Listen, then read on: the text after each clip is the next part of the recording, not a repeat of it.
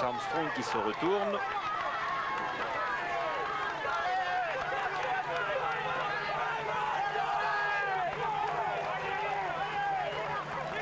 Marco Pantani maintenant ne doit songer qu'à s'accrocher et à finir en grimpeur.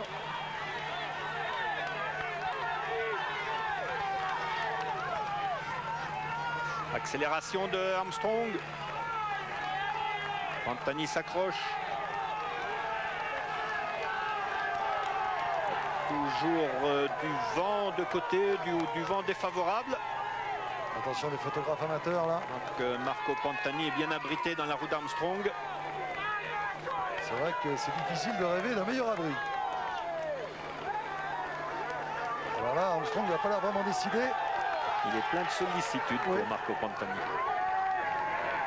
Derrière, Ulrich, lui, est en train de payer son erreur. Bottero a essayé de rouler tout à l'heure, mais il n'a pas vraiment réussi.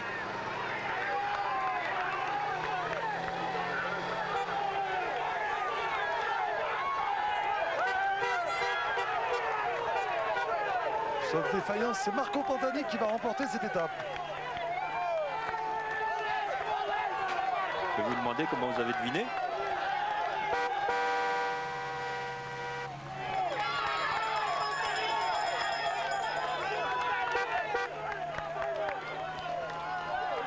Regardez ça, le respect entre les grands champions.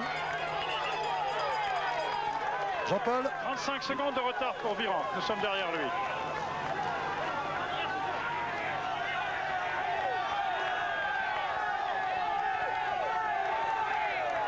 Pantani qui a récupéré, a fait plusieurs efforts.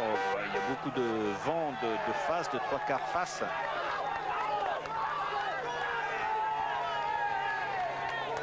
Déjà une vingtaine de secondes de retard pour le groupe Ulrich. Attention, hein, c'est à cet endroit-là qu'Armstrong avait un petit peu coincé dans le Dauphiné. Il semble dans une toute autre condition physique aujourd'hui.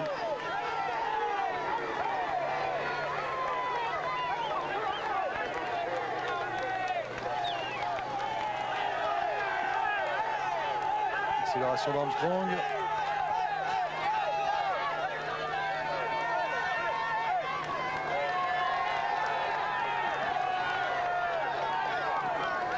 Il a du mal, Pantani, il a du mal.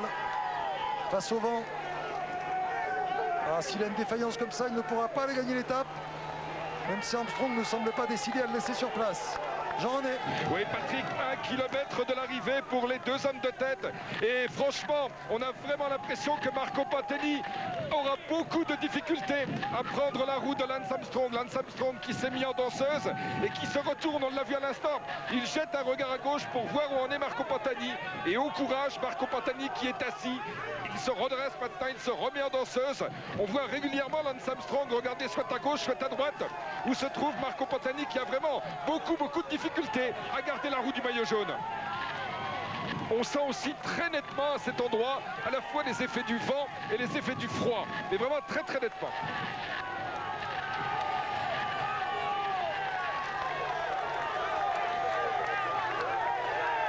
Armstrong qui produit des accélérations.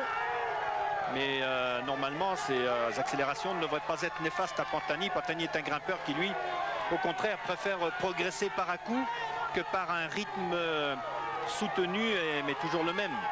On se souvient de quelques épisodes du cyclisme où le maillot jaune assure sa première place et laisse en quelque sorte l'homme qui l'a accompagné dans l'échappée remporter l'étape. On avait vu Jalabert faire ça au Tour d'Espagne. On avait vu Indurain faire ça dans le Tour de France. Et Armstrong le semble aujourd'hui dans cet état d'esprit.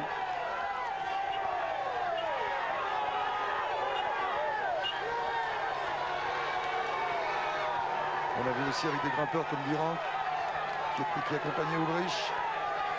Et là, c'est une sorte, on va dire, de respect, de désir aussi de ne pas complètement assommer tout le monde. Armstrong peut-être complètement dans notre analyse. Armstrong va peut-être démarrer et gagner l'étape. Mais quelque chose nous dit que dans son esprit, il se contente, entre guillemets, il se contente d'assommer le tour définitivement aujourd'hui et de laisser Marco Pantani remporter l'étape. Marco Pantani qui peut produire une accélération de grimpeur maintenant. Pour cela, il faut qu'il ait la force de suivre, parce qu'Armstrong ne veut pas voir revenir non plus Ulrich derrière. Il se retourne, il voit Ulrich pas loin du tout.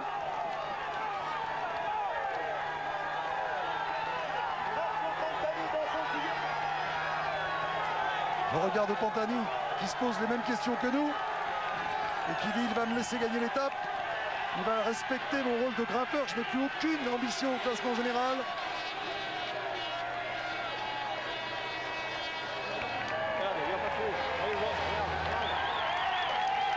Armstrong aurait pu prendre beaucoup plus d'avance.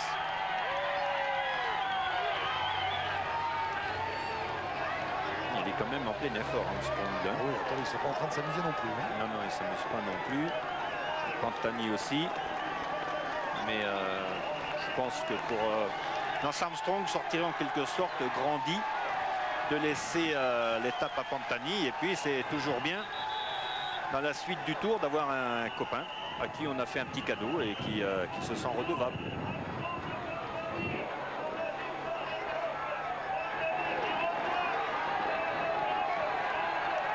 Voilà, on ne s'était pas trompé. Victoire de Marco Pantani devant Lance Armstrong. Le tour pour Armstrong, l'étape du Ventoux pour Pantani. Et c'est Bellocchi qui accélère derrière avec Ulrich dans sa roue. Ulrich qui fait une très bonne opération pour la deuxième place, bien sûr. Tandis que Bellocchi, qui était 6e, restera à 1 minute 15 environ. 1 minute 10 maintenant avec cet écart de Jan Ulrich.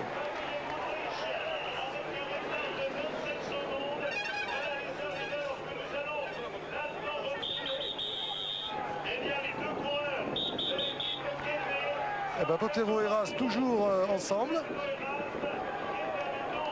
Belle course d'équipe, mais grosse déception pour l'équipe Kelme, puisqu'Escartin n'est plus là.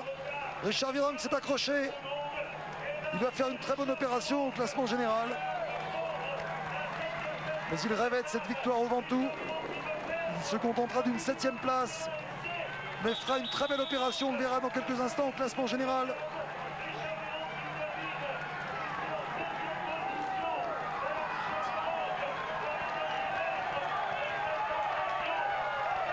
Pantani a gagné l'étape, Virenque est 7e.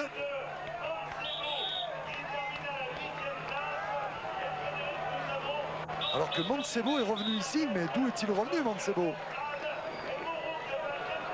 Moreau est là, très bien Moreau. 1 minute 30 seulement de retard. Très belle opération pour Moreau. Ah, il a dû faire une montée, Moreau. Ça prouve aussi que les deux devant n'étaient pas, étaient quand même, on va dire, marqués. Alors que Laurent Jalabert va arriver à moins de 2 minutes. C'est bien aussi pour Laurent Jalabert. Alors que Ochoa garde son maillot à poids. Voilà, Laurent Jalabert en termine à moins de 2 minutes.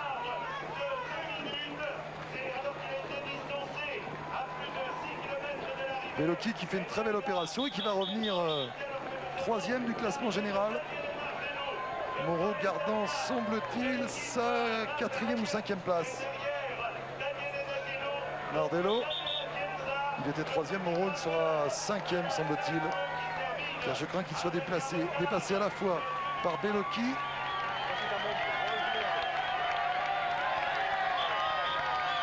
alors qu'Escartin et Zoulé perdent beaucoup de temps aujourd'hui, les voici. Mauvais jour pour Fernando Escartin. Derrière Conti. Ochoa va préserver son maillot.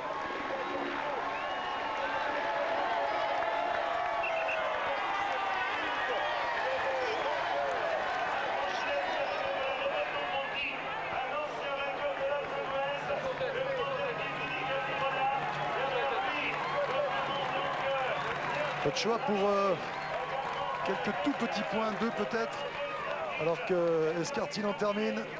Alex Zulé également. Et Ochoa qui devrait sauver son maillot. Peut-être pas pour très longtemps. Vinokourov passe également. Piepoli. Et Piepoli. Qui a dû faire un travail énorme également pour Tsoulé.